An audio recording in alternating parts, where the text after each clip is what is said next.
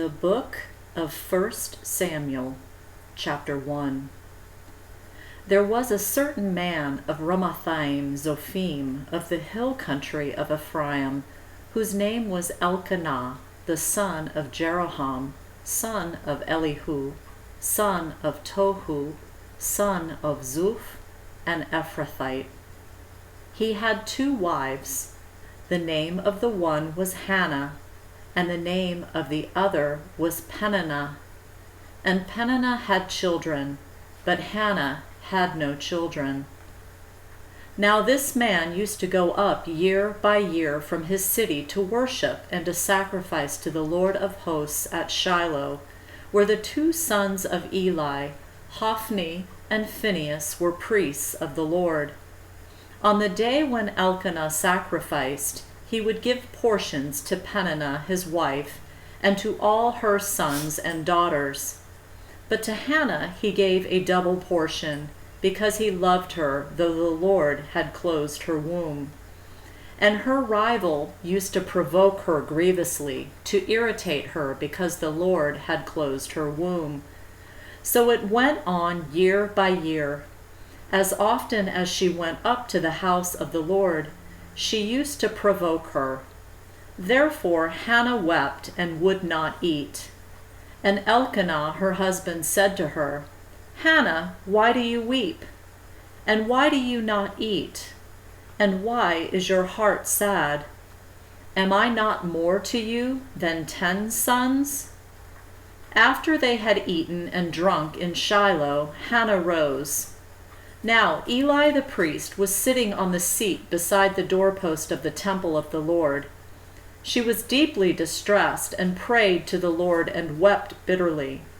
And she vowed a vow and said, "O Lord of hosts, if you will indeed look on the affliction of your servant and remember me, and not forget your servant, but will give to your servant a son, then I will give him to the Lord all the days of his life, and no razor shall touch his head." As she continued praying before the Lord, Eli observed her mouth.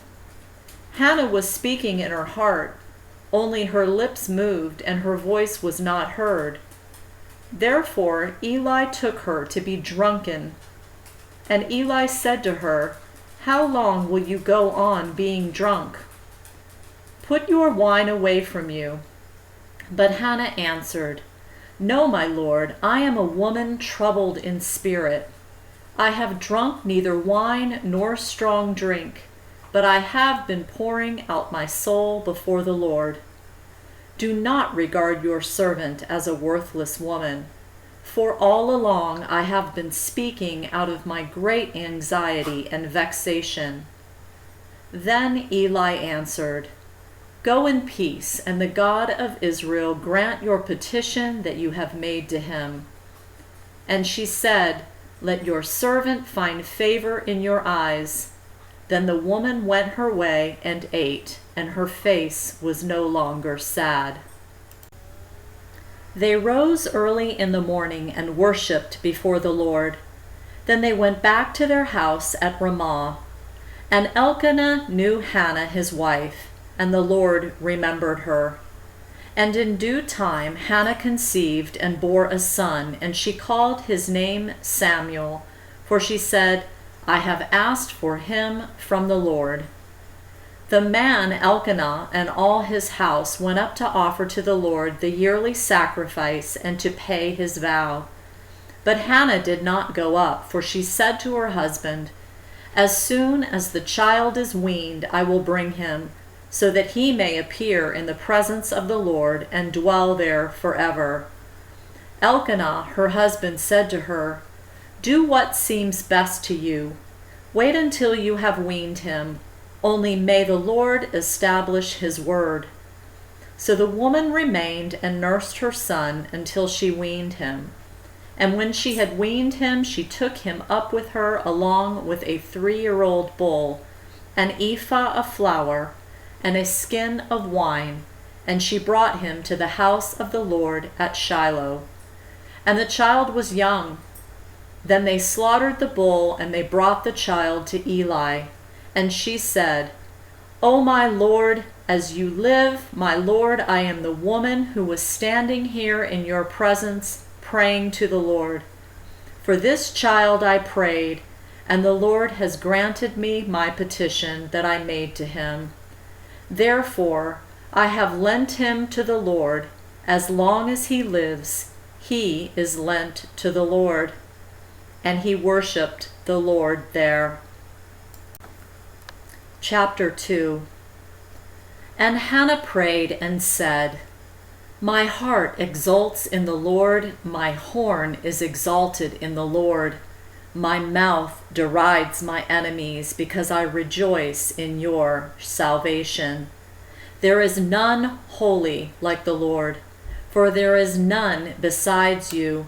There is no rock like our God. Talk no more so very proudly. Let not arrogance come from your mouth. For the Lord is a God of knowledge, and by him actions are weighed. The bows of the mighty are broken, but the feeble bind on strength. Those who were full have hired themselves out for bread, but those who were hungry have ceased to hunger. The barren has borne 7, but she who has many children is forlorn. The Lord kills and brings to life. He brings down to Sheol and raises up. The Lord makes poor and makes rich. He brings low and he exalts. He raises up the poor from the dust. He lifts the needy from the ash heap to make them sit with princes and inherit a seat of honor. For the pillars of the earth are the Lord's, and on them he has set the world.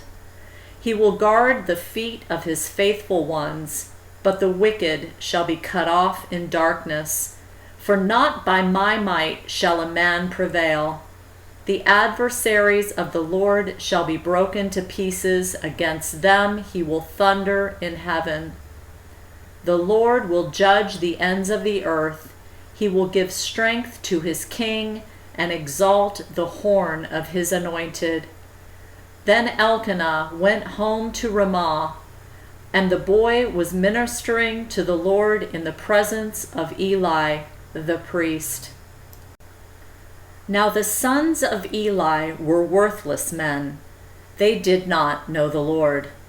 The custom of the priests with the people was that when any man offered sacrifice, the priest's servant would come while the meat was boiling, with a 3-pronged fork in his hand, and he would thrust it into the pan or kettle or cauldron or pot. All that the fork brought up the priest would take for himself. This is what they did at Shiloh to all the Israelites who came there. Moreover, before the fat was burned, the priest's servant would come and say to the man who was sacrificing, Give meat for the priest to roast, for he will not accept boiled meat from you, but only raw. And if the man said to him, Let them burn the fat first, and then take as much as you wish, he would say, No, you must give it now, and if not, I will take it by force. Thus the sin of the young men was very great in the sight of the Lord, for the men treated the offering of the Lord with contempt. Samuel was ministering before the Lord, a boy clothed with a linen ephod, and his mother used to make for him a little robe and take it to him each year when she went up with her husband to offer the yearly sacrifice. Then Eli would bless Elkanah and his wife and say, May the Lord give you children by this woman for the petition she asked of the Lord. So then they would return to their home. Indeed, the Lord visited Hannah, and she conceived and bore 3 sons and 2 daughters. And the boy Samuel grew in the presence of the Lord. Now Eli was very old, and he kept hearing all that his sons were doing to all Israel, and how they lay with the women who were serving at the entrance to the tent of meeting. And he said to them, Why do you do such things? For I hear of your evil dealings from all these people. No, my sons, it is no good report that I hear the people of the Lord spreading abroad. If someone sins against a man, God will mediate for him. But if someone sins against the Lord, who can intercede for him? But they would not listen to the voice of their father, for it was the will of the Lord to put them to death. Now the boy Samuel continued to grow both in stature and in favor with the Lord and also with man. And there came a man of God to Eli and said to him, Thus says the Lord, Did I indeed reveal myself to the house of your father when they were in Egypt, subject to the house of Pharaoh? Did I choose him out of all the tribes of Israel to be my priest, to go up to my altar, to burn incense, to wear an ephod before me? I gave to the house of your father all my offerings by fire from the people of Israel. Why then do you scorn my sacrifices and my offerings that I commanded for my dwelling, and honor your sons above me by fattening yourselves on the choicest parts of every offering of my people Israel? Therefore the Lord, the God of Israel, declares, I promise that your house and the house of your father should go in and out before me forever. But now the Lord declares, Far be it from me, for those who honor me I will honor, and those who despise me shall be lightly esteemed. Behold, the days are coming when I will cut off your strength and the strength of your father's house, so that there will not be an old man in your house. Then in distress you will look with envious eye on all the prosperity that shall be bestowed on Israel, and there shall not be an old man in your house forever. The only one of you whom I shall not cut off from my altar shall be spared to weep his eyes out, to grieve his heart, and all the descendants of your house shall die by the sword of men.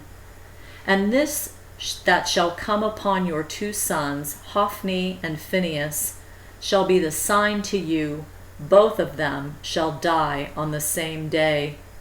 And I will raise up for myself a faithful priest, who shall do according to what is in my heart and in my mind.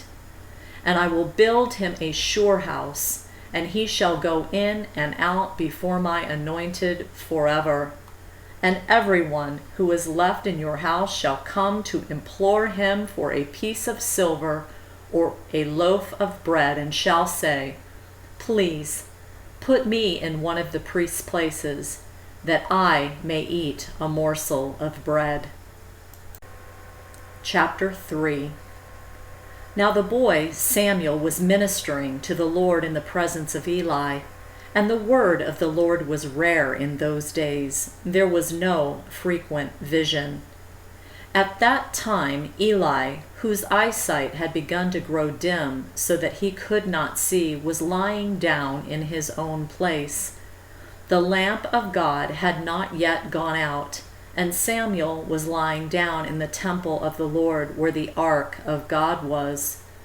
Then the Lord called Samuel, and he said, Here I am, and ran to Eli and said, Here I am, for you called me. But he said, I did not call. Lie down again. So he went and lay down. And the Lord called again, Samuel. And Samuel arose and went to Eli and said, Here I am, for you called me. But he said, I did not call you, my son. Lie down again. Now Samuel did not yet know the Lord, and the word of the Lord had not yet been revealed to him. And the Lord called Samuel again the third time, and he arose and went to Eli and said, Here I am, for you called me. Then Eli perceived that the Lord was calling the boy. Therefore Eli said to Samuel, Go lie down, and if he calls you, you shall say, Speak, Lord, for your servant hears. So Samuel went and lay down in his place. And the Lord came and stood, calling as at other times, Samuel, Samuel. And Samuel said, Speak, for your servant hears. Then the Lord said to Samuel, Behold, I am about to do a thing in Israel at which the 2 ears of everyone who hears it will tingle. On that day I will fulfill against Eli all that I have spoken concerning his house from beginning to end. And I declare to him that I am about to punish his house forever for the iniquity that he knew, because his sons were blaspheming God, and he did not restrain them. Therefore I swear to the house of Eli that the iniquity of Eli's house shall not be atoned for by sacrifice or offering forever. Samuel lay until morning, and then he opened the doors of the house of the Lord. And Samuel was afraid to tell the vision to Eli. But Eli called Samuel and said, Samuel, my son. And he said, Here I am. And Eli said, What was it that he told you? Do not hide it from me. May God do so to you, and more also, if you hide anything from me of all that he told you. So Samuel told him everything and hid nothing from him. And he said, It is the Lord. Let him do what seems good to him. And Samuel grew, and the Lord was with him, and let none of his words fall to the ground. And all Israel from Dan to Beersheba knew that Samuel was established as a prophet of the Lord. And the Lord appeared again at Shiloh, for the Lord revealed himself to Samuel at Shiloh by the word of the Lord. Chapter 4. And the word of Samuel came to all Israel. Now Israel went out to battle against the Philistines. They encamped at Ebenezer, and the Philistines encamped at Aphek. The Philistines drew up in line against Israel, and when the battle spread, Israel was defeated before the Philistines, who killed about 4,000 men on the field of battle. And when the people came to the camp, the elders of Israel said, Why has the Lord defeated us today before the Philistines? Let us bring the ark of the covenant of the Lord here from Shiloh, that it may come among us and save us from the power of our enemies. So the people sent to Shiloh and brought from there the ark of the covenant of the Lord of hosts, who was enthroned on the cherubim. And the 2 sons of Eli, Hophni and Phinehas, were there with the ark of the covenant of God. As soon as the ark of the covenant of the Lord came into the camp, all Israel gave a mighty shout, so that the earth resounded. And when the Philistines heard the noise of the shouting, they said, What does this great shouting in the camp of the Hebrews mean? And when they learned that the ark of the covenant had come to the camp, the Philistines were afraid, for they said, A god has come into the camp. And they said, Woe to us, for nothing like this has happened before. Woe to us! Who can deliver us from the power of these mighty gods? These are the gods who struck the Egyptians with every sort of plague in the wilderness. Take courage and be men, O Philistines, lest you become slave to the Hebrews, as they have been to you. Be men and fight. So the Philistines fought, and Israel was defeated, and they fled every man to his home. And there was a very great slaughter, for 30,000 foot soldiers of Israel fell. And the ark of God was captured, and the 2 sons of Eli, Hophni and Phinehas, died. A man of Benjamin ran from the battle line and came to Shiloh the same day, with his clothes torn and with dirt on his head. When he arrived, Eli was sitting on his seat by the road watching, for his heart trembled for the ark of God. And when the man came into the city and told the news, all the city cried out. When Eli heard the sound of the outcry, he said, What is this uproar? Then the man hurried and came and told Eli. Now Eli was 98 years old, and his eyes were set so that he could not see. And the man said to Eli, I am he who has come from the battle. I fled from the battle today. And he said, How did it go, my son? He who brought the news answered and said, Israel has fled before the Philistines, and there has also been a great defeat among the people. Your 2 sons also, Hophni and Phinehas, are dead, and the ark of God has been captured. As soon as he mentioned the ark of God, Eli fell over backward from his seat by the side of the gate, and his neck was broken, and he died. For the man was old and heavy. He had judged Israel 40 years. Now his daughter-in-law, the wife of Phinehas, was pregnant, about to give birth. And when she heard the news that the ark of God was captured, and that her father-in-law and her husband were dead, she bowed and gave birth, for her pains came upon her.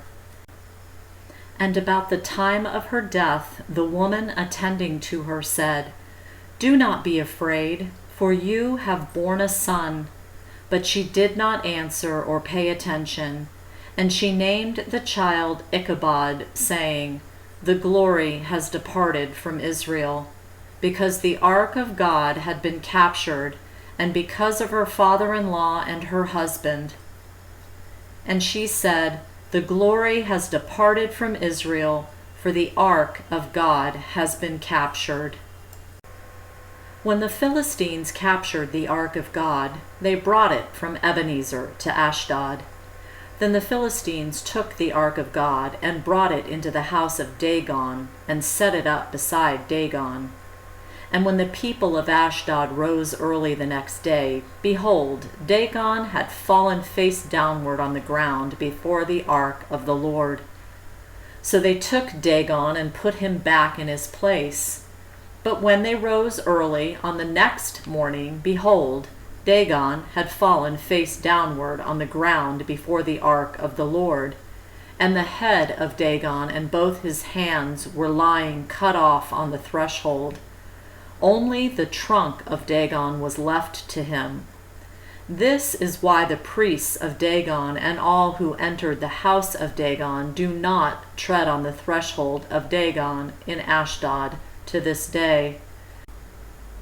The hand of the Lord was heavy against the people of Ashdod, and he terrified and afflicted them with tumors, both Ashdod and its territory. And when the men of Ashdod saw how things were, they said, The ark of the God of Israel must not remain with us, for his hand is so hard against us and against Dagon our God. So they sent and gathered together all the lords of the Philistines and said, What shall we do with the ark of the God of Israel? They answered, Let the ark of the God of Israel be brought back around to Gath. So they brought the ark of the God of Israel there. But after they had brought it around, the hand of the Lord was against the city, causing a very great panic, and he afflicted the men of the city, both young and old, so that tumors broke out on them. So they sent the ark of God to Ekron. But as soon as the ark of God came to Ekron, the people of Ekron cried out, They have brought around to us the ark of the God of Israel to kill us and our people. They sent therefore and gathered together all the lords of the Philistines and said, Send away the ark of the God of Israel, and let it return to its own place, that it may not kill us and our people. For there was a deathly panic throughout the whole city. The hand of God was very heavy there. The men who did not die were struck with tumors, and the cry of the city went up to heaven. Chapter 6. The ark of the Lord was in the country of the Philistines 7 months. And the Philistines called for the priests and the diviners and said, What shall we do with the ark of the Lord? Tell us, with what shall we send it to its place?" They said, "If you send away the ark of the God of Israel, do not send it empty, but by all means return him a guilt offering. Then you will be healed, and it will be known to you why his hand does not turn away from you." And they said, "What is the guilt offering that we shall return to him?" They answered, 5 golden tumors and 5 golden mice, according to the number of the lords of the Philistines, for the same plague was on all of you and on your lords. So you must make images of your tumors and images of your mice that ravage the land and give glory to the God of Israel. Perhaps he will lighten his hand from off you and your gods and your land. Why should you harden your hearts as the Egyptians and Pharaoh hardened theirs? After he had dealt severely with them, did they not send the people away, and they departed? Now then, take and prepare a new cart and 2 milk cows on which there has never come a yoke, and yoke the cows to the cart, but take the calves home away from them. And take the ark of the Lord and place it on the cart, and put in a box at its side the figures of gold which you are returning to him as a guilt offering. Then send it off and let it go its way, and watch. If it goes up on the way to its own land, to Beth Shemesh, then it is he who has done us this great harm. But if not, then we shall know that it was not his hand that struck us. It happened to us by coincidence." The men did so, and took 2 milk cows, and yoked them to the cart, and shut up their calves at home. And they put the ark of the Lord on the cart, and the box with the golden mice, and the images of their tumors. And the cows went straight in the direction of Beth Shemesh along one highway, lowing as they went. They turned neither to the right nor to the left, and the lords of the Philistines went after them as far as the border of Beth Shemesh. Now the people of Beth Shemesh were reaping their wheat harvest in the valley. And when they lifted up their eyes and saw the ark, they rejoiced to see it. The cart came into the fields of Joshua of Beth Shemesh and stopped there. A great stone was there, and they split up the wood of the cart and offered the cows as a burnt offering to the Lord. And the Levites took down the ark of the Lord and the box that was beside it, in which were the golden figures, and set them upon the great stone. And the men of Beth Shemesh offered burnt offerings and sacrificed sacrifices on that day to the Lord. And when the 5 lords of the Philistines saw it, they returned that day to Ekron. These are the golden tumors that the Philistines returned as a guilt offering to the Lord: 1 for Ashdod, 1 for Gaza, 1 for Ashkelon, 1 for Gath, 1 for Ekron. And the golden mice according to the number of all the cities of the Philistines belonging to the 5 lords, both fortified cities and unwalled villages. The great stone besides which they set down the ark of the Lord is a witness to this day in the field of Joshua of Beth Shemesh. And he struck down some of the men of Beth Shemesh because they looked upon the ark of the Lord. He struck 70 men of them, and the people mourned because the Lord had struck the people with a great blow. Then the men of Beth Shemesh said, "Who is able to stand before the Lord, this holy God? And to whom shall he go up away from us?" So they sent messengers to the inhabitants of Kiriath Jearim, saying, "The Philistines have returned the ark of the Lord. Come down and take it up to you."